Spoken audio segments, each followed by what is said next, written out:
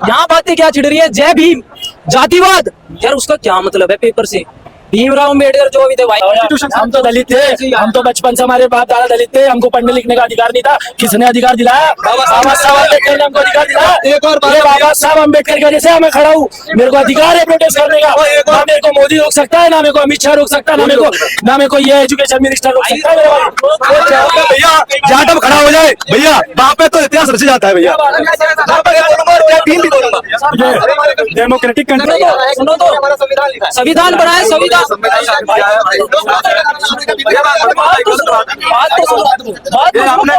वैसे ही एक सवाल है कि 20 लाख लोगों का जो पेपर सरकार ठीक से नहीं करवा पा रही, क्या गारंटी है, क्या उम्मीद करे कि 150 करोड़ लोगों का जो चुनाव होता है वो ठीक से होता होगा।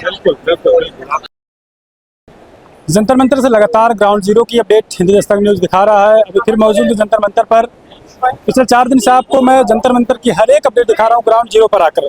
फिर मौजूद हूँ और प्रोटेस्टर यहाँ पर लगातार पूरे देश के कोने कोने से आ रहे हैं, चाहे कोई भी स्टेट हो। और अदर स्टेटों में भी अब एजुकेशन को लेकर जो छात्र छात्राएँ हैं तो प्रोटेस्ट कर रहे हैं। सही हो एजुकेशन सिस्टम, सही से पढ़ाई लिखाई हो, पेपर लीक ना हो।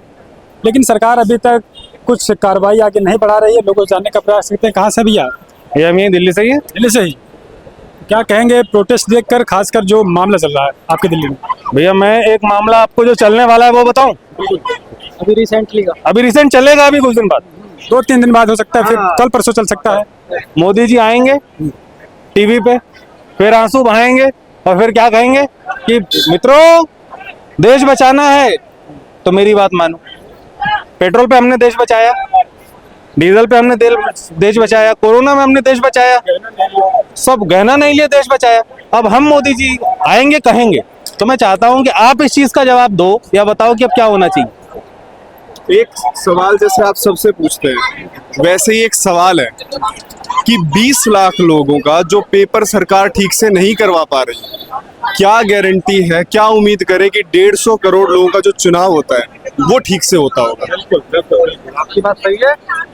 कोई ऐसा पेपर नहीं है जो लीक नहीं हो रहा। और उसके बाद ये लोग क्या करते हैं कि जी एंटी नेशनल है, कोई आवाज उठाए तो एंटी नेशनल है। जैसे हम एक सोशल मीडिया इन्फ्लुएंसर है, हमारे डीएम्स भरे पड़े हैं, हमारी स्टोरियों पे अगर हम लगाते हैं स्टूडेंट प्रोटेस्ट की वीडियोस लगाते हैं, फोटोज लगाते हैं, पूरे के पूरे मैं कह रहा हूँ डीएम्स भरे पड़े कि एंटी नेशनल हो, तुम तो देशद्रोही हो। क्यों? एक सवाल क्या पूछा कि आप पेपर ठीक से नहीं करवा पा रहे तो क्या इलेक्शन ठीक से होता होगा?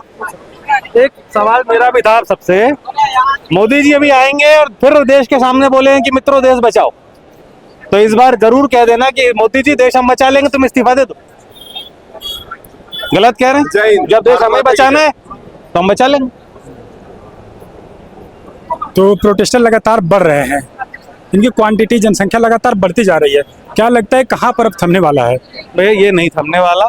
अगर ये नहीं मारते, ये लाठी नहीं चलाते। अब सोशल मीडिया पे अलग अलग चल रहे हैं, मेन स्ट्रीम मीडिया पे चल रहा है कि पुलिस को मारा। अरे भैया आप मेरे को थप्पड़ मारो, मैं आपको 10 दिन याद रखूंगा, जहां मिलोगे वहां गाली तो दूंगा। तो इनने लाठी चलाई है तो जहां पुलिस मिल रही है वहां इलाज हो रहा है। गलत हो रहा है, नहीं होना चाहिए। लेकिन लाठी नहीं चलाते। एक चिंगारी थी, इन्होंने लाठी चला के आग बना दी। अब जंगल तो जलेगा। चिंगारी थी, शांति से करते रहते, लाठी नहीं चलाते। अरे छात्र है भाई, किसी घर का कोई बच्चा है, सबके घर के बच्चे।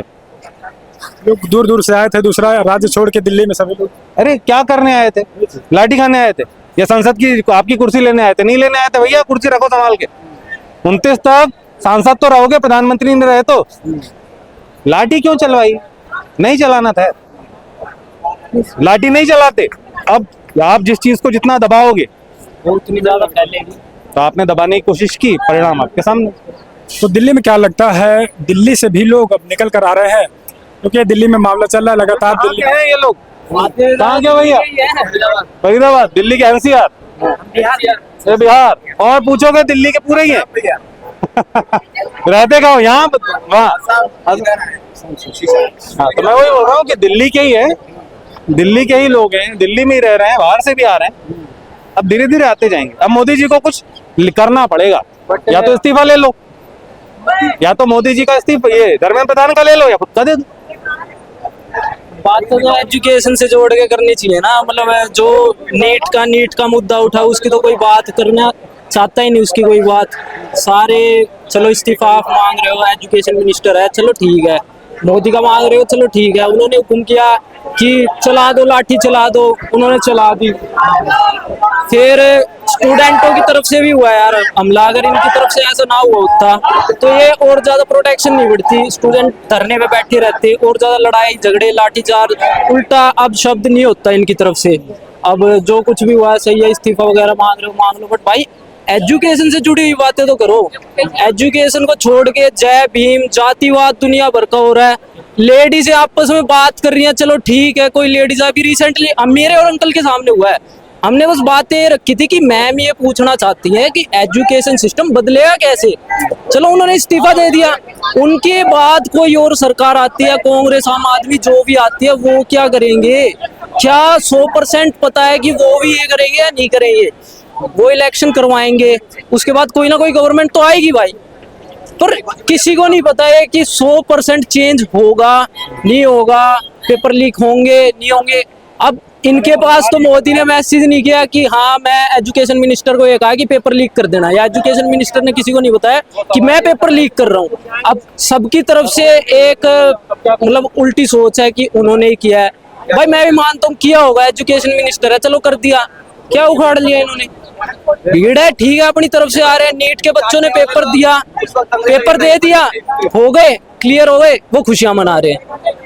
यहाँ पे 100% में 10% नीट के बच्चे पाएंगे, बाकी सारे आ रखे हैं उनको प्रोटेक्ट करने के लिए। ठीक है भाई, प्रोटेक्ट करने आ रखे हो, ठीक है, जातिवाद तो मत करो, उन बच्चों की सपोर्ट तो लो। उन बच्चों का कोई नाम ही नहीं लेना चाहता।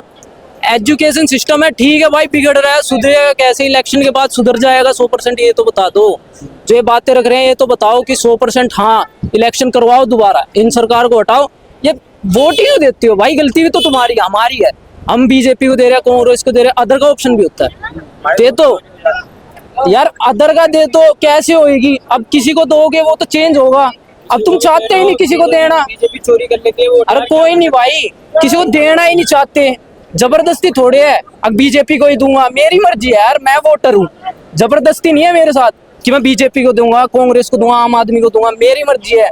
बीजेपी नहीं कर रही काम, भाई अदर कर दो, नहीं चाहिए हमें कोई गवर्नमेंट। अकाउंटेबिलिटी कैसे मांगेंगे अगर जो हमारे एजुकेशन मिनिस्टर है, नहीं अनपढ़ है, मैं मानता हूँ अनपढ़ है, लेकिन वो एजुकेशन मिनिस्टर है। अगर आप कह रहे हो कि उन्होंने पेपर लीक नहीं करवाया तो किसकी अकाउंटेबिलिटी हुई? एनटीए की अकाउंटेबिलिटी हुई? मैं ये नहीं कह रहा कि उन्होंने पेपर लीक करवाया, हमने से किसी को नहीं पता कि उन्होंने करवाया नहीं करवाया, लेकिन उनके जो टेंडर पास होता है एनटीए के थ्रू, एनटीए को वो एजुकेशन मिनिस्ट्री के थ्रू ही पास होता है, तो कैसे पास हो गया? ठीक है, तो लास्ट ईयर पेपर लीक हुआ था, उस पेपर लीक के बाद फिर से टेंडर वापस से उसी सेम कंपनी को कैसे पास हो गया इस साल भी? वो भी यही कह रहा है, हम लोग भी यही डिस्कस कर रहे हैं कि मोदी जी आए, धर्मेंद्र का इस्तीफा लें या तो खुद का दे और जाए। हाँ, ये भी यही बोल रहे हैं। फिर उसके बाद कोई इसमें लीक नहीं हो रहा सर।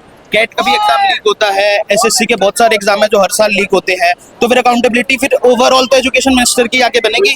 बिल्कुल उनको तो फिर हाँ मैं समझ गया, तो उनको हाँ तो उनको बस रिजाइन करना पड़ेगा। देखो चाटने वाले उस वक्त अंग्रेजों के टाइम पर भी थे, उस वक्त भी लोग चाटते थे, और आज वो हमारी सरकार के चाट रहे हैं। वो आज भी ये लोग तो ये बोलते हैं कि नाम है कि धर्म के नाम पर राजनीति करते हैं। देखो ये देश सबका है, ये हिंदू का है, मुस्लिम का है, क्रिश्चियन का है, सिखों का है, सबका है।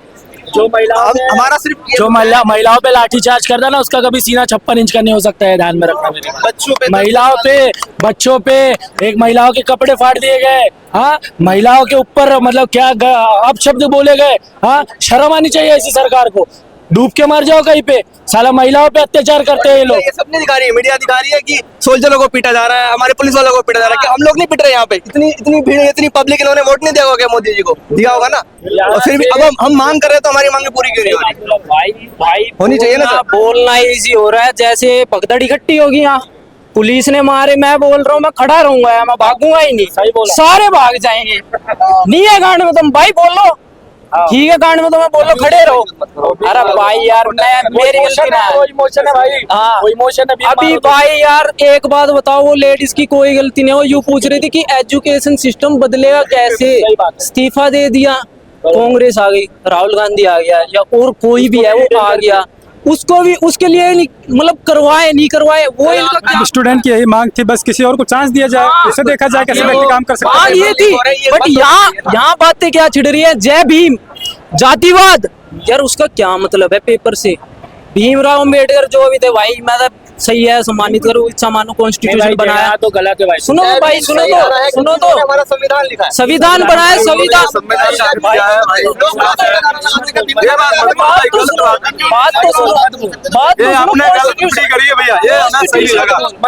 कॉन्स्टिट्यूशन के बारे में बता रहा हूँ कि कॉन्स्टिट्यूशन लिखा है, उस हिसाब से सब चल रहे हैं, हम चल रहे हैं, हाँ हम चल रहे हैं, ये भाई चल रहे हैं, वो चल रहे हैं, सब चल रहे हैं। देखिए मेन बात युवाओं का एक मांग होनी चाहिए, एजुकेशन सिस्टम सही हो जाए, मेन है ना? यही बात है। एजुकेशन का राइट भी तो भाई कहाँ से आया है वो तो बताओ यार। Constitution- हम तो दलित थे, हम तो बचपन से हमारे बाप दादा दलित थे, हमको पढ़ने लिखने का अधिकार नहीं था। किसने अधिकार दिलाया? बाबा साहब अम्बेडकर ने हमको अधिकार दिलाया। एक और बात ये बाबा साहब अम्बेडकर की वजह से मैं खड़ा हूँ, मेरे को अधिकार है प्रोटेस्ट करने का। ना मेरे को मोदी रोक सकता है, ना मेरे को अमित शाह रोक सकता है, ना मेरे को ये एजुकेशन मिनिस्टर रोक सकता है। मेरे भाई भैया जहाँ तक खड़ा हो जाए भैया, वहाँ पे तो इतिहास रच जाता है भैया। बोलूंगा और जय भीम भी बोलूंगा। ये डेमोक्रेटिक कंट्री है, यहाँ पे सभी को साथ लेकर अगर चलेंगे तो ही देश आगे बढ़ सकता है। जय भीम कोई पॉलिटिकल नारा नहीं है भाई, ये क्रांति है भाई, याद रखना, ये क्रांति है। पॉलिटिकल नेता का नाम थोड़ी है। वहाँ पे वो पार्लियामेंट में बैठा है भाई, दिख नहीं रहा तुम्हें? बाकी एमपी कहाँ है? वो दिख नहीं रहा है? उनके आगे कोई नहीं बोल सकता है, ना उनके आगे कोई था और ना रहेगा। लेकिन सर वो उन लोगों को कोई अधिकार नहीं, जब वो यहाँ आ नहीं सकते, खड़े नहीं हो सकते, उनको दर्द नहीं पता, वो कैसे वीडियो बना सकते हैं? उन लोगों को बनानी चाहिए, देखना चाहिए एजुकेशन की क्या हालत है। हमारा भाई था, उसका पेपर लीक हो गया, उसको तकलीफ होगी, बिल्कुल उन्हीं को समझ करिए, उसको पता। जिसको भूख लगी है उसको भूख का एहसास। वो लोग तो घर बैठ के वीडियो बना रहे हैं, सर उनका क्या है? चलिए भैया, शुक्रिया बातचीत करने के लिए। लगातार जंतर मंतर पर हम आपको अपडेट से रूबरू करवा रहे हैं। 19 तारीख से ग्राउंड पर मैं लगा हुआ हूं और एक एक चीजें आपको दिखा रहा हूं, जो सही चीजें उस सही चीज आपके बीच रख रहा हूं। क्या कुछ सोचते हैं, पूरी अपडेट पर आप अपनी प्रतिक्रिया दीजिएगा। लगातार हिंदी दर्शक न्यूज चैनल जंतर मंतर पर ग्राउंड पर बना हुआ है, क्या कुछ सोचते हैं आप, बने भरोसेमंद चैनल हिंदी दर्शक न्यूज पर।